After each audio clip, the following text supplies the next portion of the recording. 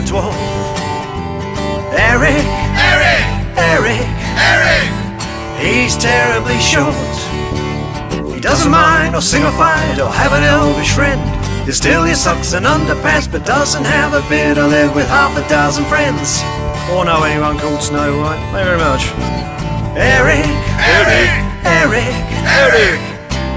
Eric the Dwarf. Eric the Dwarf. Eric the Dwarf. I gave up working with Barry Manilow over this. Catchy, that. Though I had been expecting something a little more dramatic. I mean, you'd think we were doing a comedy or something.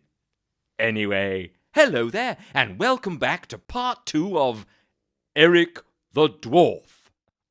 No echoes this week, just talent. Anyway, thanks for coming back. We weren't sure that you would, but there's no accounting for taste. In case you've just tuned in for the first time or have a short memory span, especially for you older listeners, here's a short recap. So, I've always wanted to say this. Previously on Eric the Dwarf. All right. Watch out for the kamikaze chicks. Now, if I was to squeeze this orange using my right armpit... Whoops, mustn't trip over the underpants like last time. Well, you're very short, aren't you?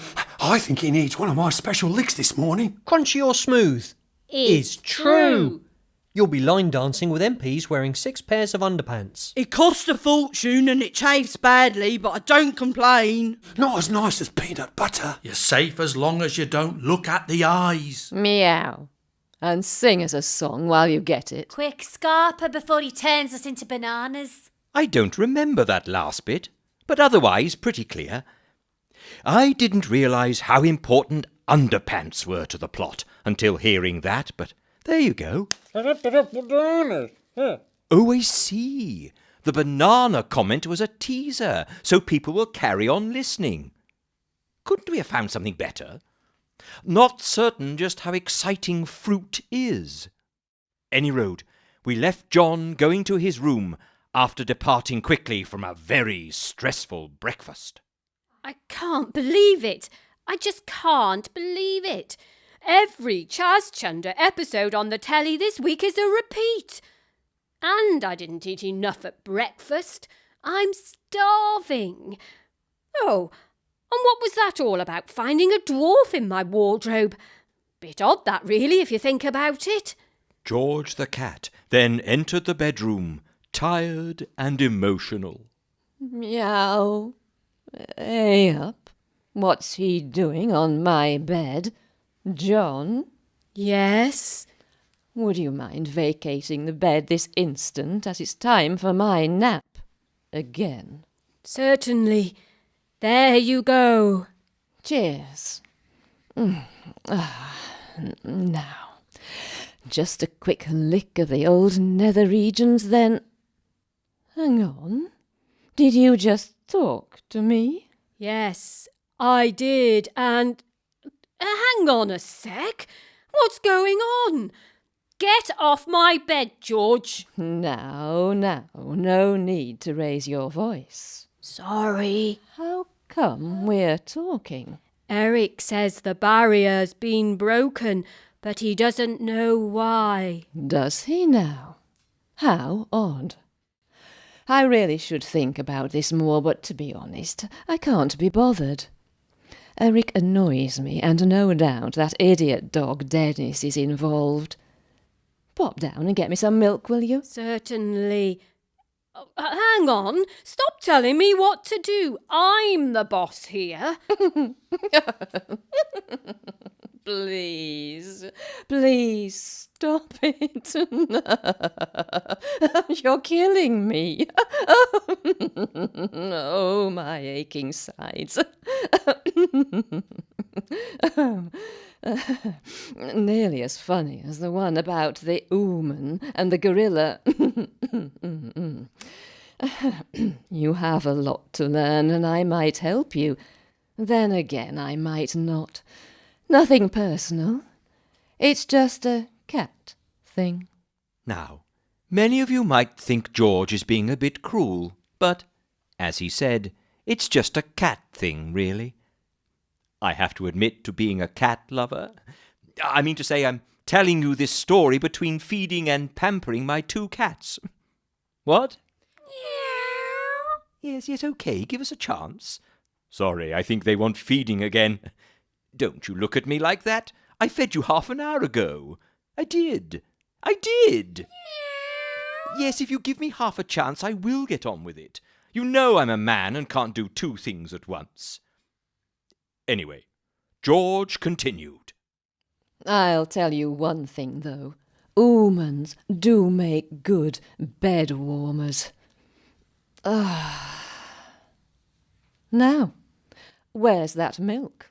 I'll just get it. Oh, stop that, will you? What are you doing? You should thank me, you know. Thanks. For giving your life meaning by being able to serve me. You've not got a lot else going for you, you know. Thank me again. Thanks. Oh, will you stop it? Why do I keep thanking you? I don't know. My natural charm. Now, get me my milk. And before John knew it, he was in the kitchen getting milk from the fridge. What was going on? And why? Excuse me, Yes, Eric. am I actually going to be in this week's episode? Eh? Well, from my perspective, things seem to be dragging a little. Last time I looked, this programme was called Eric the Dwarf, but there seems to be a distinct lack of either at the moment. Now, if it was called George the Cat, I could see where we were going. But as it is, Stroppy? I'm just saying... As Larry used to say at the Old Vic, keep the best for last. After he's done his 16 soliloquies, I'd come on and steal the show with my 2 lines a second messenger. It's a burden we stars have to endure. Just get on with it. Right, sorry, lost the flow again. Now, just give me a minute to find my motivation. Yes, I can see how that might motivate me, but I don't think it's physically possible. Anyway, John stormed back upstairs. Right then.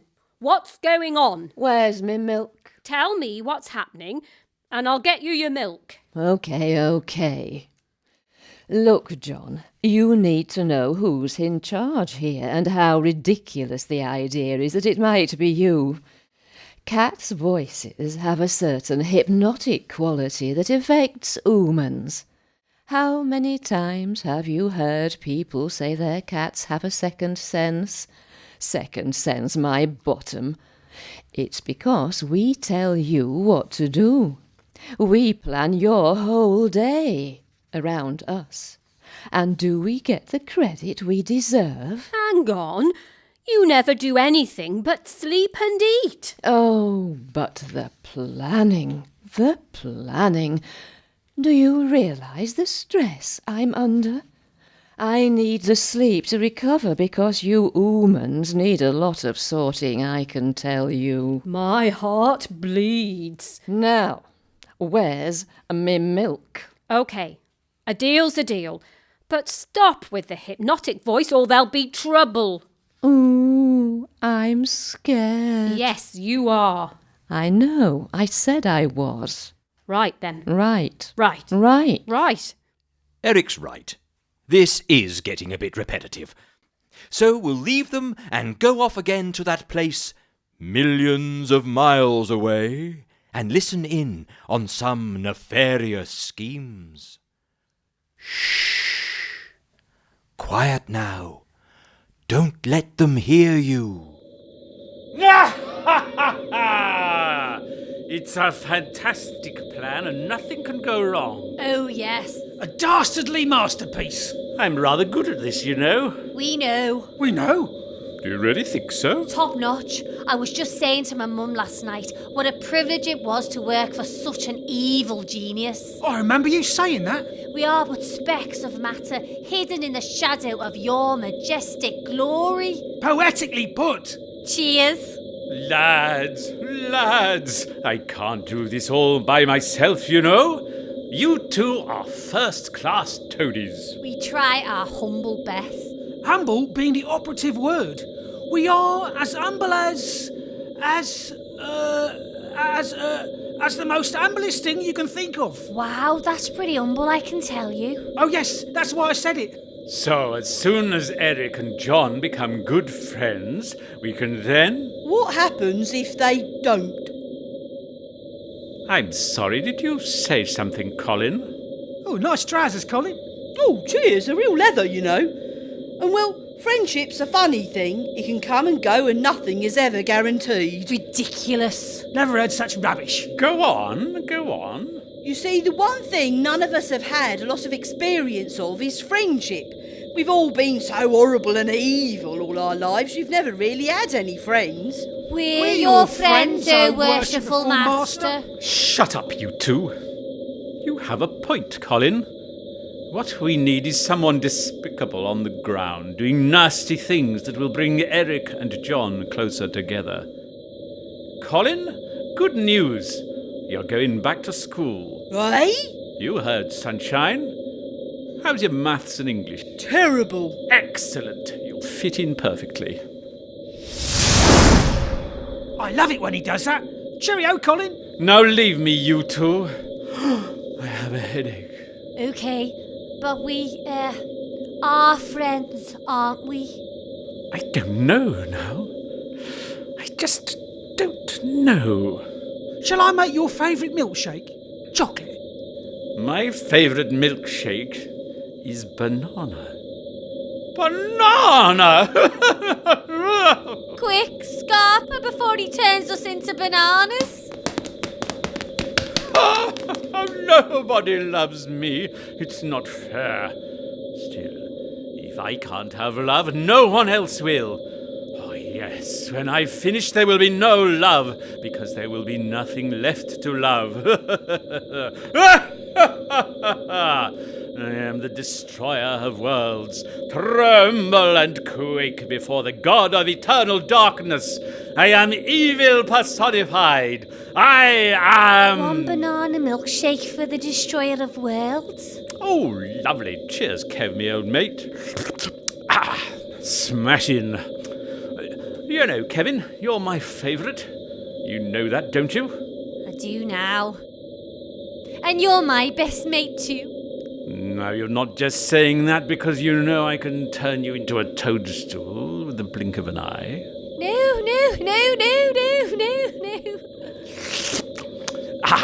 My favourite banana milkshake ever. It's weird, you know. You listen into these conversations and they never turn out quite like you expect. It must get very complicated being that evil. I wouldn't recommend it myself. Nice seems a lot less fraught. Hey there! Talking of evil... Hey, when are we going to get to the Chaz Chunder bit, huh? We're not. It's a Sunday and he's not on a Sunday. Sorry, but it's in my contract. I do a bit of chundering every day. What? Here. Chundering? Every day? Or else? Or else what? You don't want to know. Oh, knock yourself out.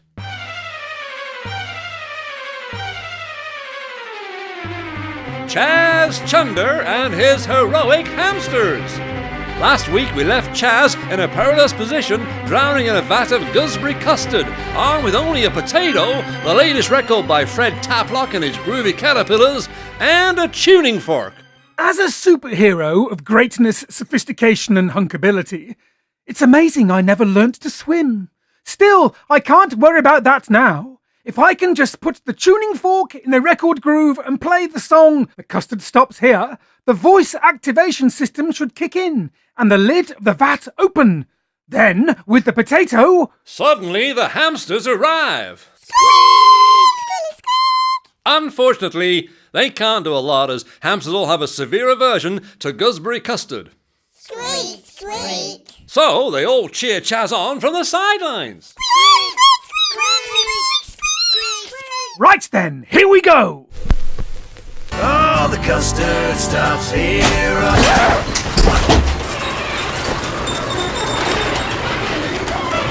Aha! Brilliant as ever! Now to find the princess and... But wait a minute. It would seem I'm not alone. There's something moving about. Squeak! Oh no! There's a man eating rhubarb in the custard! Stand fast, you phenomenally perilous pudding! I am the Great Chas Chunder, all-round superhero and hunk of the month. I warn you, unless you desist, I will be forced to... Ow! That's not very nice. Ow! Stop nipping at my nether regions. Ow! You are really asking for it, you know. Ow! Why is there so much pain? Squeak! Squeak! I'm sorry, this is ridiculous. I don't know what John sees in the programme. Did I tell you I've done voiceovers for 16 Hollywood movies? Yes. You're lucky to have me, you know. I've worked with Larry at the Old Vic. What, that old ham? I thought he was dead. How dare you? How dare you? Get out, now! Okay, I'm going. Brits! I'm so angry I can't think. Where am I in the story? Ah, yes. John got George's milk and changed for church. Not surprisingly, George never got off the bed and was soon fast asleep. John went downstairs. Hold fast, my little orange pips. To be continued.